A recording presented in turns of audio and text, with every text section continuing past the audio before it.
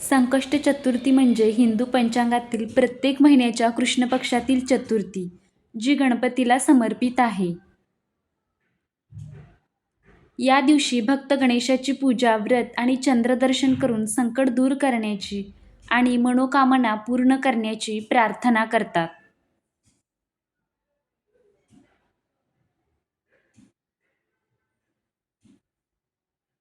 एकदा गणपती उंदरावर बसून घाईघाईने जात असताना घसरले. तेव्हा त्यांना बघून चंद्र उपहासाने हसला. ते पाहून गणपतीला चंद्राचा फार राग आला. गणपतीने चंद्राला शाप दिला की आजपासून तुझे कोणी तोंड पाहणार नाही. जो कोणी पाहील त्यावर खोटा आळ येईल. शेवटी चंद्राने मोठे तप करून श्री गणपतीला प्रसन्न करून घेतले. चंद्राच्या तपामुळे व सर्व देवांनी प्रार्थना केल्यामुळे गणपतीने चंद्राला शापातून मुक्त केले. पण वर्षातून एक दिवस भाद्रपद शुक्ल चतुर्थीच्या दिवशी म्हणजेच गणेश चतुर्थीच्या दिवशी तुझे तोंड कोणी पाहणार नाही आणि जो कोणी पाहील त्यावर त्या वर्षी खोटा आळ येईल असे सांगितले. त्यावर चंद्राने प्रार्थना केली की जर कोणी चुकून गणेश चतुर्थीच्या दिवशी माझे तोंड पाहिले तर खोटा आळ येऊ नये म्हणून त्याने काय करावे.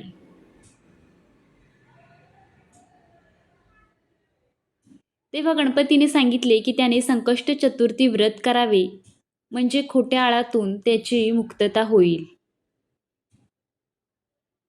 गणेश चतुर्थीच्या दिवशी चंद्र पाहिल्यामुळे श्रीकृष्णावर स्यमंतक मणी चोरल्याचा खोटा आळ आला होता.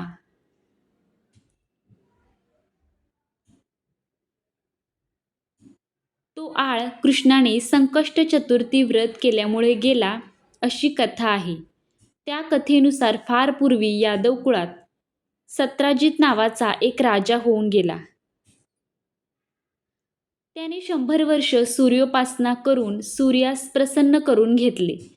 प्रसन्न होऊन सूर्याने त्याला दिव्य स्यमंतक मणी दिला. हा मणी तेजाने प्रति सूर्यच होता. या मण्यामुळे राजास दररोज सोने प्राप्त होई.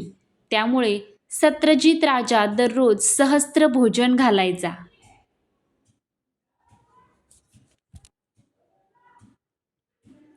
सत्रजिताकडील स्यमंतक मण्याविषयी श्रीकृष्णाला समजल्यावर श्रीकृष्णाने सत्राजिताकडे या मण्याची मागणी केली. परंतु सत्रजिताने तो मणी देण्यास नकार दिला. पुढे एक दिवस सत्राजिताचा बंधू प्रसेन हा स्यमंतक मणी गळ्यात घालून अरण्यात शिकारीसाठी गेला असता एका सिंहाने त्याच्यावर हल्ला करून प्रसेनाला ठार मारले. तो दिव्य मणी पळवला. पुढे त्या सिंहास जांबुवंत नावाच्या राजाने ठार मारून तो स्यमंतक मणी आपल्या कन्येच्या गळ्यात बांधला.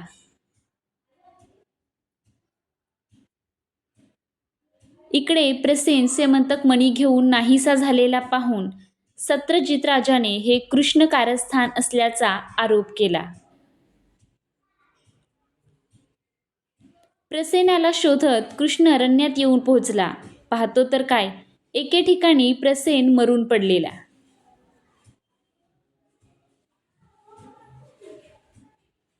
जवळच सिंहाच्या पाऊलखुणा उमटल्या होत्या. त्यांचा माग काढीत कृष्ण जांबुवतांच्या गुहेपाशी येऊन पोहोचला व स्यमंतक मणी शोधू लागला.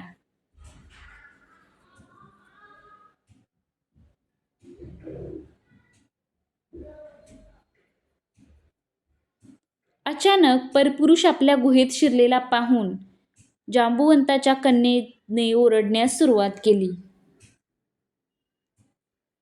तिचे ओरडणे ऐकून जांबुवंत तेथे आला. त्याने कृष्णावर हल्ला केला. त्या दोघांचे युद्ध 21 दिवस चालले होते.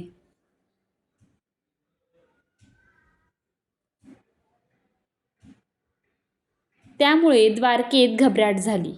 गोकुळात नंद यशोदेला या युद्धाची वार्ता कळली तेव्हा ते कृष्णाच्या काळजीने व्याकुळ झाले.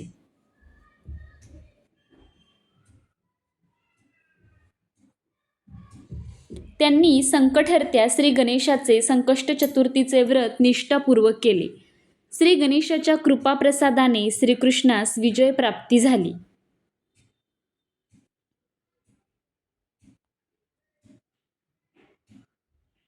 जांबुवंताने स्यमंतक मणी आणि आपली कन्या जांबुवंती श्रीकृष्णास दिली. गोकुळात, द्वारकेत सगळीकडे आनंदी आनंद झाला. श्रीकृष्णावर स्यमंतक मणी चोरल्याचा आळ आला.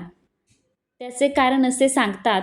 पूर्वी भाद्रपदात गणेश चतुर्थी दिवशी सायंकाळी गोपाळांसह रानातून घरी येताना वाटेत उमटलेल्या गायीच्या खुरांशा ठशात पावसाचे पाणी साचले होते.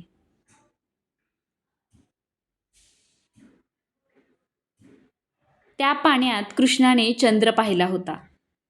श्री गणेशाने चंद्रास दिलेला शाप, परंतु संकष्ट चतुर्थी व्रताच्या प्रभावाने श्रीकृष्णावरील चोरीचा आळ दूर झाला.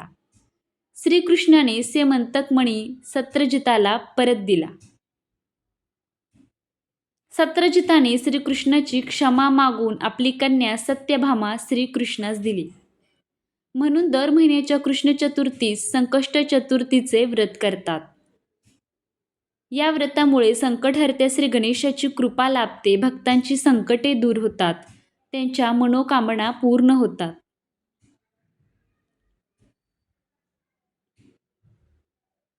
श्रावण महिन्यातील संकष्ट चतुर्थी व मंगळवारी येणारी अंगारकी संकष्ट चतुर्थी विशेष फलदायी व महत्त्वाची मानतात.